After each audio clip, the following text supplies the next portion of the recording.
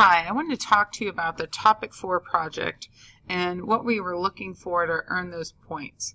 So we started off and we've got some background information. We've got 4 friends and they all live on the same street, and the street runs from east to west. Now we also started this project in class. So we talked about this a little bit already with every single person, even the kids that didn't do this project. But if I'm running from east to west, I've got my number line down here to kind of show that. And then it says their school is also located on the same street. So in class, what we noticed is that it compared where each of the 4 friends lived to where the school was located.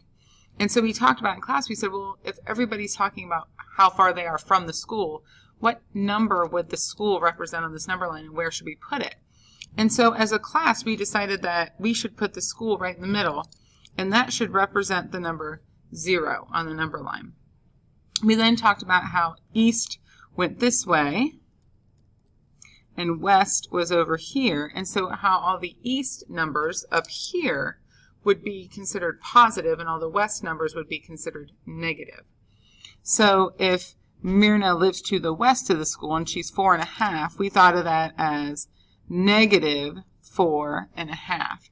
And so that's where we were able to put Myrna over here. And then we had Darren Diamond, and he was 1 1/4 blocks to the east.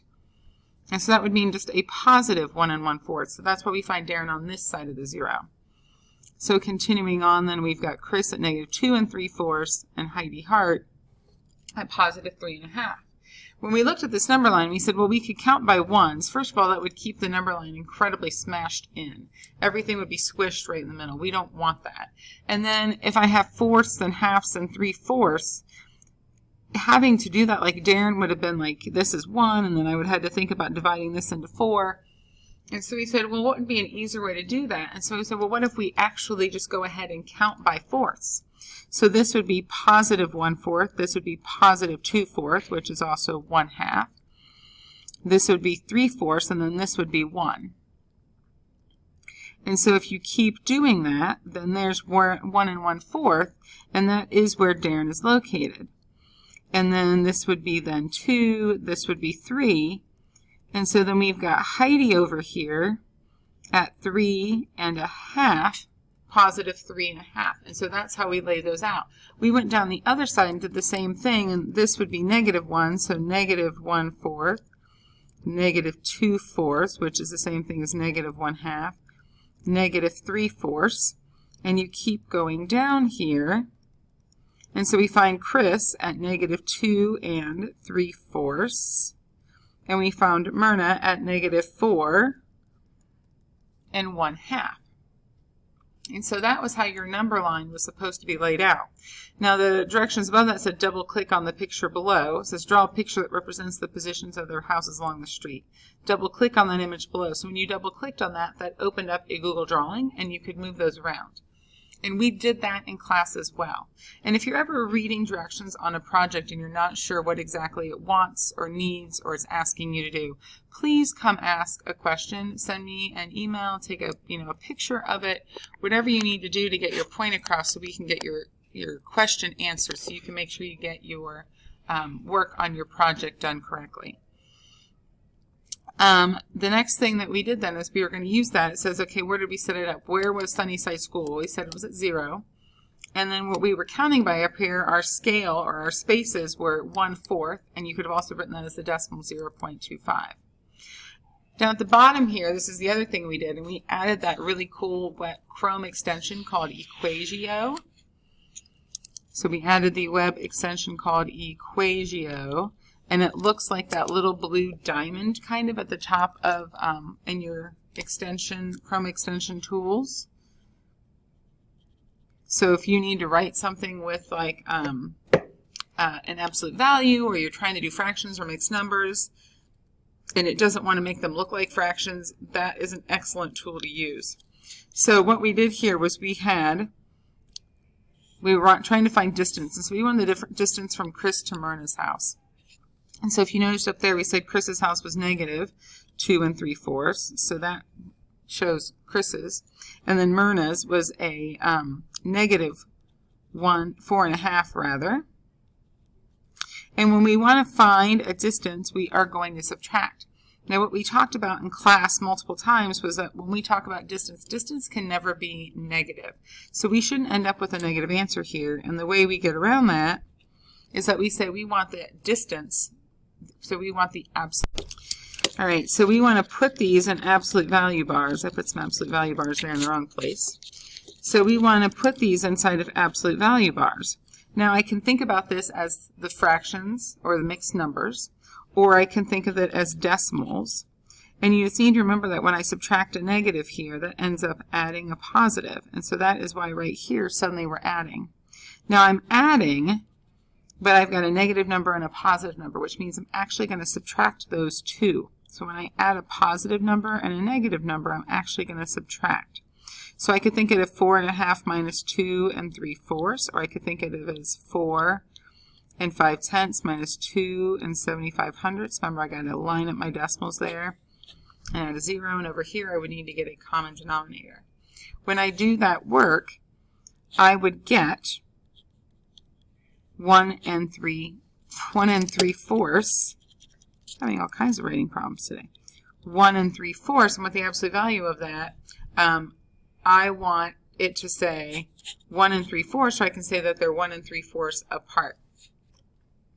I would do that same thing then for each of the distances between the houses, making sure that I know that 3½ is Heidi, and that the 2 75/100, which is like the 2 3/4, that is Chris. And remember, we're subtracting because we're finding a distance, and when I subtract a negative, I end up adding a positive. And that tells me that I'm going to add those two numbers together, and I get 6 1/4, or 6.25 if you wanted to do it as a decimal. So you're always more than welcome to turn them from fractions into decimals, so that you're more than welcome to convert them. I just want to make sure that you know how to do that without a calculator. That is a standard for us in 4th and 7th grade. So same thing down here. We've got this is Chris and this is Darren. I'm subtracting a negative, so I actually end up adding those. I end up with 4. Moving on to the back here, you're more than welcome to pause and kind of go back and forth and check your work. We ended up with 8 between, that was on the last page there, Heidi and Myrna's house. And so this is Heidi and that's Myrna. And remember, we're subtracting them, and I end up subtracting a negative, so I'm adding. And then we have Myrna and Darren. So there's Darren and Myrna. And then we have Darren and Heidi. And we're subtracting those to find the distances. Remember, we want to do absolute value just in case it would put us into a negative number, which this one would. This would put us into a negative 2 1/4, or 2 25/100. And so I want to make sure I remember that it's distance, and so it should be positive. Down at the bottom here, it goes back, and we're talking about walking to school versus running to school. And so that means we're looking again at how far they are from the school. So if we're talking about distance, once again, absolute value, it's going to be positive. So Myrna, we said, was 4½ blocks from the school. Darren is 1 1/4 blocks from the school. Chris is 2 3/4, and Heidi is 3½. It then tells us that one block, each block is 200 yards. So what that means essentially, and I'm going to pull down here to do a little bit of work. If this is one block, that is 200 yards. So if I look at Myrna, she's got 4 blocks and a half. So for her, from her house, there's the school. So she's got this half of a block here. Well, half of 200 is 100. So I can figure out by adding those up that Myrna is 900 blocks from the school. Mathematically, I could say 4½ times 200 would also get me 900 blocks. Now, it then goes on to tell me that each student can walk 2 yards in 1 second. And that then they can run 4 yards in 1 second. So if I can go 2 yards in 1 second, and I need to go, sorry, this isn't blocks anymore, is it? This is yards. I can go 900 yards. How long would that take me? So I can go, oh, well, I need to go, how would I go from here to here, here? Oh, I'm dividing by 2. So I would need to divide this by 2 to get my answer here. And 900 divided by 2 is 450 seconds. So that's why we see that it takes Myrna 450 seconds to walk to school. Now I can then take my 450 seconds and I can divide by 60, and that will tell me how many minutes it will take her to walk to school. And that's 7.5 minutes. Once I know the number of seconds it takes me to walk, I can do 4 yards per second when I run. Well, that's twice as fast. So if I take 450 and divide it by 2, that is where I get my 225 there, and I can do the same thing right here with my minutes, divide that by 2, and that's where I'm going to get that answer. So that's what we did for each one of those to find those answers. You are more than welcome to come ask me questions about your grade or how you did at any time, and you're more than welcome to watch this video again.